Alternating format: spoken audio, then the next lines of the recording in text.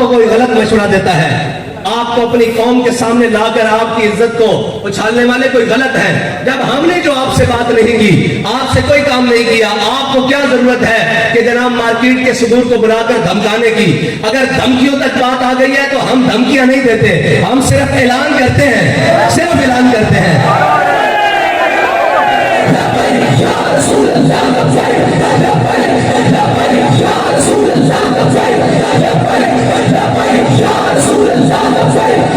और इस मुल्क के अशराफिया को तकलीफ क्या है, और इनको तकलीफ क्या है कि अगर हम कौम को सस्ता पेट्रोल लेके देने के लिए तैयार हैं, अगर हम कौम पेट्रोलियम की कीमतों में कमी करने के लिए मैदान में है, तो इनको तकलीफ क्या है?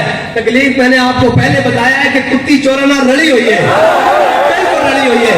तो मैं क्या सी जिस दिन मालकर डांग चुक लई, उस दिन कुत्ती भी गुटीचेगी ते नाल चौकीदार भी गुटीचर गया। असल में कौम के जागर का वेला, और आपको नए नए आकर पढ़ाएंगे जनाब इससे क्या होता है। मैंने कहा इससे कुछ होता है नहीं होता, तहरीक लब्बैक की तारीफ उठाकर देख लो, जब ये कुछ करती है तो होता कुछ ना कुछ जरूर है।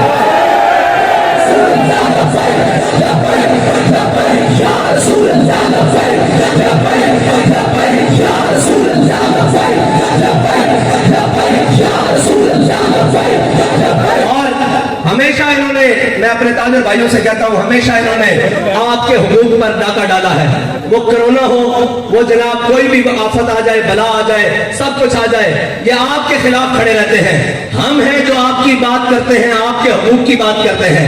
अगर आपको अपना हक नहीं चाहिए, आपकी मर्जी है, आप दुकानें खोल लेना, हम आपसे जबरदस्ती बंद नहीं करवाएंगे। हम आपसे ये नहीं डंडे लेकर आ जाएंगे बंद करो, लेकिन ये याद रखना, तारीख जरूर लिखी जाएगी कि जब जनाब तहरीक लब्बैक वालों ने कॉल दी थी तो कौम ने ऐलान कर दिया था हम साथ खड़े हैं, लेकिन एक तबका वो था जो कल भी अशराफिया के साथ खड़ा था और आज भी अशराफिया के साथ खड़ा है। अब तो ये बनता था कि इस मुल्क के ताजे ऐलान करते और हम उनकी हिमायत करते, लेकिन इकबाल कहता है काफिर की मौत से भी लरजता हो जिसका दिल। जिनकी घर बैठे एक खून से टांगे कांप रही हो, वो बातें करते हैं कि मौलवी ने क्या कमाल वाली गल है। जिनके एक खून से टांगे कांप रही हो, जिनके एक खून से बयान बदल जाए, वो घर बैठ कर बात कहते हैं मौलवी ने करोड़ रुपए ले रहे हैं। और मौलवी की गुजा तहरीक लब्बैक का एक आखिरी कारकुन की जुत्ती खरीदने कोई आएगा ना, जब मुंह ला के तो साढ़े लगा के गल कर रहा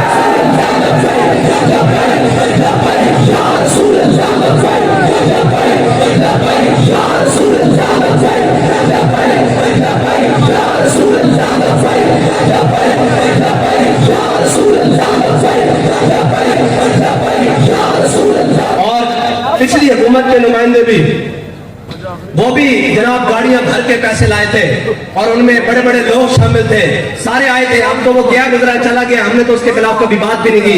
वो भी जब जनाब वक्त के तख्त से यकलख्त उतारा हुआ शख्स, तुमने कभी देखा है जीत के हारा हुआ शख्स है जी, वो जनाब जो अंदर कमरों में बढ़कर बैठ गए हैं, वो भी आए थे जनाब गाड़ियां भरकर लेकर कि आप अपने मुतालबात से पीछे हो जाएं। मैंने कहा यार आप लेट पहुंचे हो, हमारा सौदा पहले हो चुका है।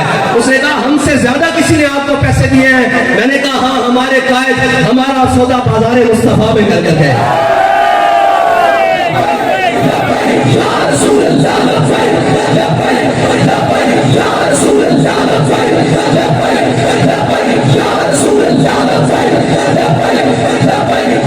और तकलीफ क्या है, तहरीक लब्बैक रोड पर आकर एहतजाज करे तब भी ये मुखालिफ, ये जनाब यहूद नसारा के एजेंट और इन्होंने पैसे लिए हुए जनाब ये सारे मीडिया के जो बिकाऊ माल हैं, वो भी सुबह से शाम, ये देखें जी सड़कें बंद हो गई हैं, ये देखें जनाब। मैंने कहा है सड़कें बंद नजर आने वालों, गरीब का चूल्हा बंद हो गया है, गरीब की मोटर बाइक बंद हो गई है, गरीब का घर बंद हो गया है, गरीब का किराए का घर खत्म हो गया है, गरीब की झुग्गी का जनाब वो सामान खत्म हो गया है। अब तुम क्यों नहीं बोलते? इसलिए नहीं बोलते कि सबको लिफाफे उनके घर पहुंच रहे हैं और उनको दबा दिया जाता है। लेकिन हमने जिनका सबक पढ़ा है, जिन्होंने हमें पढ़ाया, उन्होंने बताया कि जालिम देखकर सर झुकाना नहीं है, बल्कि क्या करना है, ज़ईफ अगर नजर पड़े रसूल का जमाल बन। अगर कोई कमजोर नजर आ जाए, अगर कोई जनाब लागर नजर आ जाए, अगर कोई जरूरतमंद और हाजतमंद नजर आ जाए, फिर करना क्या है, ज़ईफ अगर नजर पड़े रसूल का जमाल बन, और जालिम अगर आए नजर कहरे जुल जलाल बन। और खुदा के आगे सर झुका कि सरकशों का सर झुके, कज़ा सितमगरों की हो सितम ज़दों की ढाल बन। हाँ, ہم اپنی کابینہ کے جناب ساری مراحت ختم کرتے ہیں. میں نے کہا اس کے ساتھ یہ بھی اعلان کریں کہ ہم اپنے بھائی اور اپنے اثاثے پاکستان کے اندر لے کر آتے ہیں اور آدھے اثاثے قومی خزانے میں جمع کرواتے ہیں. یہ ڈرامے بازیاں بند کرو کہ جب جناب ہم کو اعلان کریں تو ساتھ میں کہتا ہے ایک طبقہ روڈوں پر آ کر IMF کے ساتھ ہمارے معاملات خراب کرنا چاہتا ہے. میں نے کہا ایک طبقہ نہیں، ایک قوم جس کو پاکستانی قوم کہتے ہیں وہ اب ان IMF کے غلاموں سے جان چھڑوانا چاہتی ہے.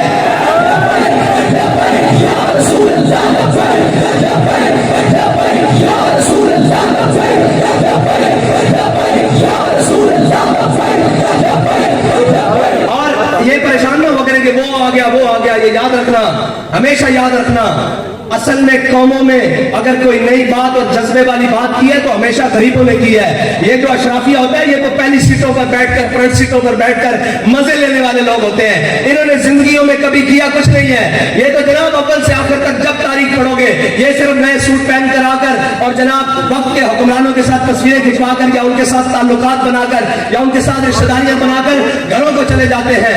اگر قوموں کے لیے کوئی کھڑا ہوتا ہے، جان دیتا ہے، خون دیتا ہے، مال دیتا ہے تو وہ غریب ہی ہوتا ہے. اور ہمیں یہ فخر ہے کہ ہم غریبوں کی سب سے بڑی آواز ہے.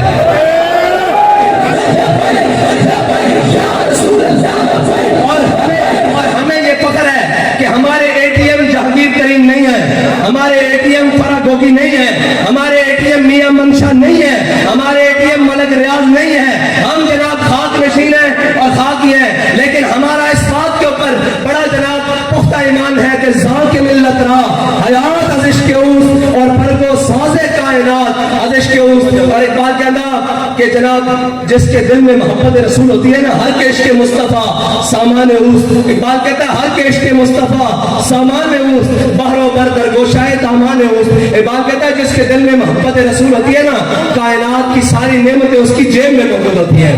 اور وہ ہمیں بتائیں گے جناب ایک طبقہ جو جناب ایٹمی خزانے اور ایٹمی وسائل کو بھی اور جناب پاکستان کی ایٹمی توانائی کو بھی غیروں کے پاس گروی رکھنے کے لیے تیار ہے. وہ ہمیں بتائیں گے کہ قوم کیا ہوتے ہیں. اور لوگ ہمیں کہتے ہیں جی قوم کیا چیز ہے، قوموں کی امامت کیا ہے.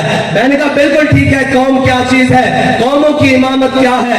اس کو کیا سمجھے یہ بیچارے 2 رکعت کے امام، ان کو کیا پتا ہو یہ 2 رکعت کے امام ہیں جو اپنے فرض پڑھ کر جناب منصبوں میں بیٹھ کر کہتے ہیں کہ جی ہم بھی بڑے عاشق رسول ہیں، ہم بھی اسلام کے بڑے ماننے والے ہیں. اور میں نے کہا عشق پوچھ کر نہیں ہوتا، عشق جناب بتا کر نہیں ہوتا.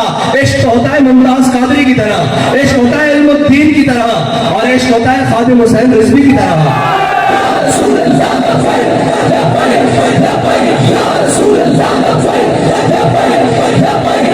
اور ہم بات کریں تو کہنے کہ یہ دیکھیں مولوی کیسے جائلوں والی بات کرتے ہیں. میں نے کہا تمہارے وزیر جو باہر اور اندر سے پڑھ کر آئے ہیں، جن کے پاس آکسفورڈ کی ڈگریاں ہیں، انہوں نے بھی تو ہمارے بیان کے بعد ہی وہ بیان دیا ہے اور اس میں سارے انگلش کے لفظ ہیں، ہم اس کو اردو میں ترجمہ. میں نے بیان دیا تھا، میرے پاس آئے تھے کہ آپ کے پاس پیٹرول کا کیا حل ہے. میں نے کہا میرے پاس پیٹرول کا حل یہ ہے کہ ہر موٹر سائیکل والے کے لیے پیٹرول 200 روپے لیٹر کر دیا جائے. پہلا حل یہ ہے. کہہ رہے جی پھر آگے. میں نے کہا جس کے پاس 1800 سی سی تک گاڑی ہے، 1800 سی سی تک، اس کے لیے پیٹرول 350 روپے لیٹر کر دیا جائے. اور جس کے پاس 1800 سی سی سے اوپر گاڑی ہے اس کے لیے 500 روپے لیٹر پیٹرول کر دیا جائے. مجھے کہنے لگے پھر تو پوری قوم موٹر سائیکل پر سواری کرے گی. میں نے کہا تم چاہتے ہو قوم کفایت شاری میں آئے، نسخہ ہمارے پاس موجود ہے.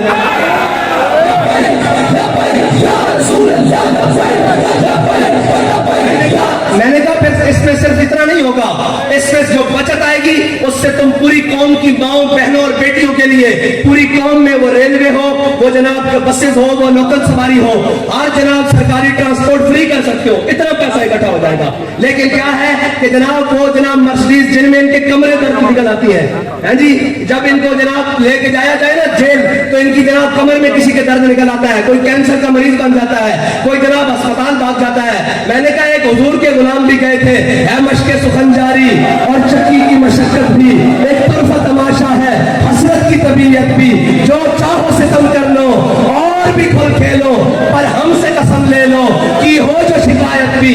اس لیے کہ شاہوں کے تکبر سے بھی دب کر نہ رہا میں، آخر کس بارگاہ خاص کا گدا ہوں میں.